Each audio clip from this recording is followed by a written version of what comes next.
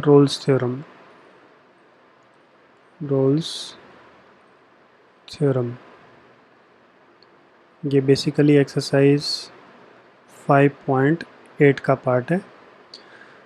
तो Rolle's theorem में होता क्या है, according to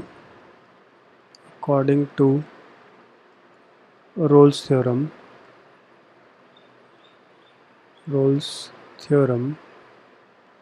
if a function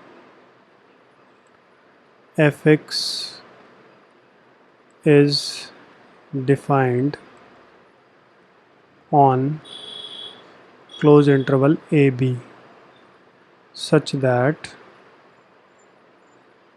पहला पॉइंट क्या कंडीशन है कि fx is continuous on close interval a b, f x continuous होना चाहिए। दूसरी कंडीशन है कि f x is derivable on open interval a b. तीसरा कंडीशन है f a will be equal to f b. अगर ये तीनों कंडीशंस मीट आउट कर रही हैं then there exist some C which belongs to A and B, मतलब some C between A and B such that f dash C equals to 0।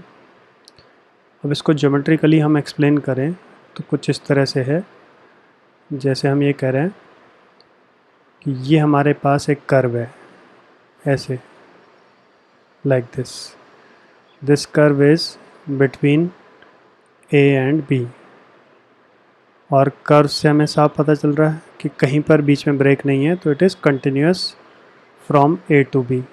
तो A से B तक ये कंटिन्यूस है। दूसरा, ये डिफरेंशिएबल होगा A से B। डिफरेंशिएबल का मतलब ये है कि हम इस पॉइंट पे, ये है A, तो इसके लिए ये जो वैल्यू होगी, ये वैल्यू क्या होगी, ये होगी a, एफ ए।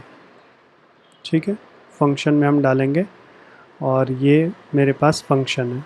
ठीक है, जो कर्व हमने बनाया है ये फंक्शन है, y इज इक्वल टू हम एफ एक्स कह सकते हैं।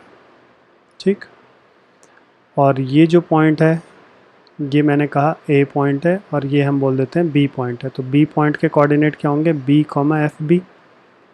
ठीक है, तो अब A से लेके B तक में हम टेंजेंट्स ड्रॉ कर सकते हैं, जितने मर्जी टेंजेंट्स ड्रॉ कर लो। तो टेंजेंट्स ड्रॉ करने का मतलब ही ये है कि इट इज़ डेरिवेबल, और क्योंकि यहाँ पर और यहाँ पर हम टेंजेंट्स ड्रॉ नहीं कर सकते हैं, इसलिए ये हमने ओपन इंटरवल दिया। ठीक है, उसके अलावा एफ ए मतलब यहाँ से यहाँ तक जो वैल्यू है, यहाँ पर ये है एफ ए। ठीक है, तो ये वैल्यू मेरी क्या है, ये एफ ए का वैल्यू है, और यहाँ से यहाँ तक ये वैल्यू क्या है, एफ बी का है। तो अगर आप इसको ऑब्ज़र्व करें तो यू विल फाइंड कि ये वैल्यू एफ ए और एफ बी दोनों ही सेम है, दोनों के लिए सेम है। ठीक है, यहाँ से यहाँ तक। उसके बाद फर्स्ट कंडीशन डिस्कस हो गई, क्योंकि इसमें कोई ब्रेक नहीं है तो कंटिन्यूस है। सेकंड कंडीशन हमने बोली कि डिफरेंशिएबल है, क्योंकि हम टेंजेंट्स ड्रॉ कर सकते हैं ए और बी के बीच में। ए और बी पे हम टेंजेंट नहीं ड्रॉ कर सकते, इसलिए हमने ओपन इंटरवल लिया। तीसरा, एफ ए और एफ बी इक्वल हैं, ये वैल्यू है एफ ए और एफ बी की। ठीक है, इसको ऐसे हाईलाइट कर लेते हैं, ये वैल्यू एफ ए और एफ बी की सेम है, ये वाली और ये वाली, क्योंकि इट इज़ अ रेक्टेंगल। फिर तीसरा हमने बोला कि इनके बीच में, ए और बी के बीच में कोई ना कोई एक पॉइंट ऐसा ज़रूर एग्जिस्ट करेगा जहाँ पर f dash c will be equal to 0। इसका मतलब क्या है, इसका मतलब एक पॉइंट यहाँ पर मान लिया ये है, तो इस पॉइंट पे हमने टेंजेंट अगर ड्रॉ किया तो ये टेंजेंट एक्स एक्सिस के पैरेलल है। तो एक्स एक्सिस का जो स्लोप होता है वो 0 होता है, और इस पॉइंट पे सपोज़ हम बोलते हैं ये पॉइंट मेरा C है, ये C है, तो इस पॉइंट पे जो डेरिवेटिव यानी इस टेंजेंट का स्लोप होगा that will be f dash c. इस पॉइंट पे इसका स्लोप क्या होगा, f dash c, that will be equal to 0। क्यों? क्योंकि एक्स एक्सिस का स्लोप हमारा 0 होता है। ठीक है, तो हमने बोला f dash c is equal to 0 होगा। तो इसलिए कुल मिलाकर के अगर कंटिन्यूस है, डिफरेंशिएबल है और तीसरी कंडीशन ये मीट हो रही है, तो एक ना एक पॉइंट ऐसा ज़रूर एग्जिस्ट करेगा जहाँ पे टेंजेंट जो है पैरेलल होगा एक्स एक्सिस के। इसलिए एफ डैश सी हमने बोला 0 है। अब इसको हम कुछ क्वेश्चंस लेकर के समझते हैं। जैसे क्वेश्चन है verify Rolle's theorem. Verify Rolle's theorem f x is equal to x square minus 1 and x minus 2 और इंटरवल है मेरे पास -1, 2। ये क्वेश्चन है। तो हमने क्या बोला, सबसे पहले हम ये बोलेंगे कि कंटिन्यूस है कि नहीं है। तो उसके लिए पहले हमने बोला F x is a polynomial, is a polynomial function, और हर पॉलिनॉमियल कंटिन्यूस होता है। देयरफॉर कंटिन्यूस ऑन -1 से 2 पे। ठीक है, फिर दूसरा, इसको आप क्या करो, डिफरेंशिएट कर लो। डिफरेंशिएट कर लें तो प्रोडक्ट रूल लग जाएगा। फर्स्ट ये as it is x minus 2 का derivative 1 plus x minus 2 as it is और इसका डेरिवेटिव 2x। तो ये हो गया x square minus 1 plus 2x square minus 4x। तो इसको सॉल्व किया तो 3x square minus 4x minus 1, ये मेरे पास डेरिवेटिव आ गया। तो देयरफॉर हम बोल लेंगे f x is derivable, derivable on open interval -1 से 2। इसके बाद ले लो एफ ए, फंक्शन में x की जगह -1 डालो। कौन सा फंक्शन? ये फंक्शन, इसमें ये है a, तो -1 डालेंगे तो वैल्यू क्या आएगा, -1 का स्क्वायर -1, और ये आएगा -1 -2। तो -1 का स्क्वायर मतलब 1 हो गया, और ये हो गया -3। तो सॉल्व करेंगे तो 0। फिर फंक्शन में x की जगह आप 2 डाल लो, तो ये हो गया f ऑफ 2 विच इज़ 2 का स्क्वायर -1 एंड 2 -1, 2 - 2 फंक्शन में यहाँ पर डाल दिया x की जगह पे। तो ये तो आ गया 4 - 1 3, और ये 0 हो गया, तो यानी इसका वैल्यू 0 है। तो ये और ये सेम आ गया। तो f ऑफ -1 इक्वल है f ऑफ 2 के। तो देयरफॉर अब हम बोलेंगे देयर एग्जिस्ट c जो कि बिटवीन -1 और 2 होगा, such that f dash c equal to 0। तो एफ डैश एक्स हमारे पास ऑलरेडी ये आया, इसमें आप x की जगह c डाल लो, तो हो जाएगा 3c square minus 4c minus 1 is equal to 0। तो मिडिल टर्म स्प्लिट कर लें अगर हम, तो ये हो गया, हमें चाहिए 4, और यहाँ पर 2x स्क्वायर। ठीक है, तो मिडिल टर्म स्प्लिट इसका होगा नहीं, तो आप क्वाड्रेटिक फॉर्मूला लगाओ। c आएगा -b plus minus b square minus 4ac over 2a। तो -b का मतलब a हो गया मेरे पास c स्क्वायर का कोफिशिएंट 3, b हो गया c का कोफिशिएंट -4, c हो गया -1।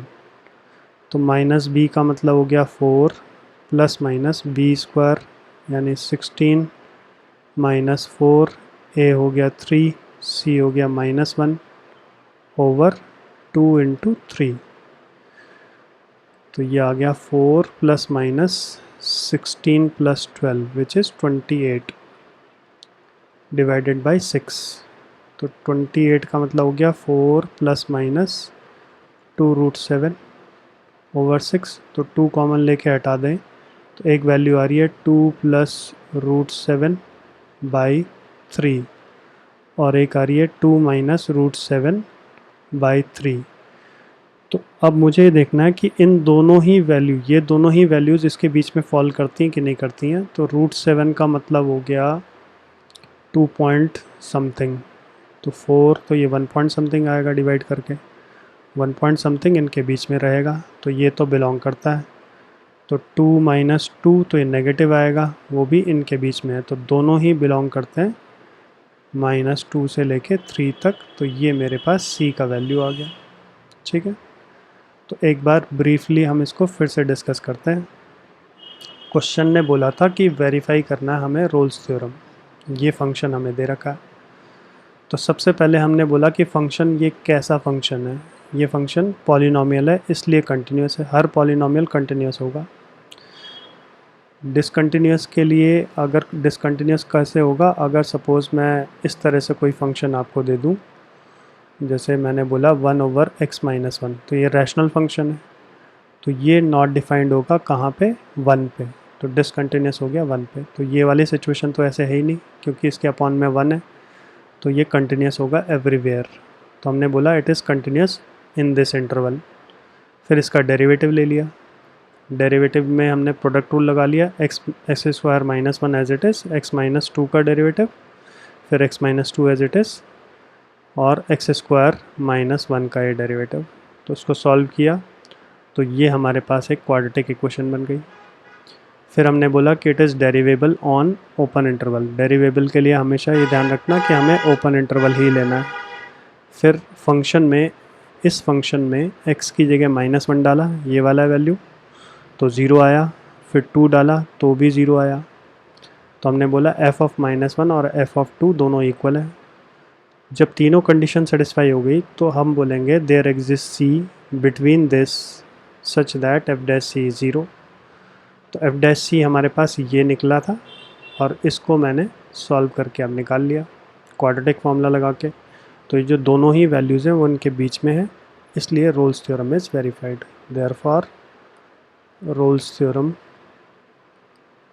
Is verified. ठीक है, एक क्वेश्चन हम और ले लेते हैं। जैसे ये है f(x) is equal to cos x plus sine x और इंटरवल है 0 से 2 पाई। तो ये क्या है, ट्रिग्नोमेट्रिक है।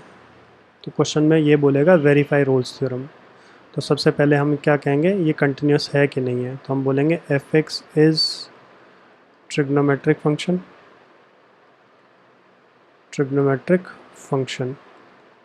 और ट्रिग्नोमेट्रिक में भी क्या है, साइन और कॉस है, तो वो हमेशा ही कंटिन्यूस होता है। देयरफॉर कंटिन्यूस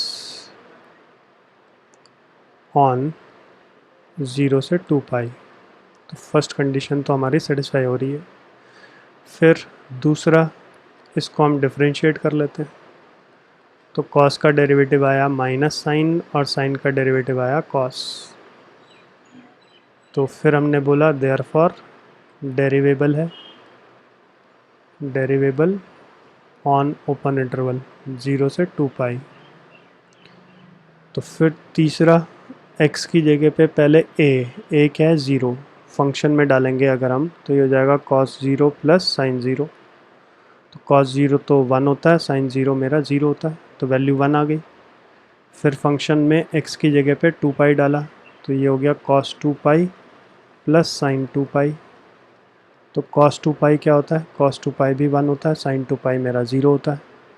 तो दोनों का वैल्यू सेम आ गया, f0 और f ऑफ 2 पाई। तो देयरफॉर हम बोलेंगे there exist c, there exists c which is between 0 and 2 pi such that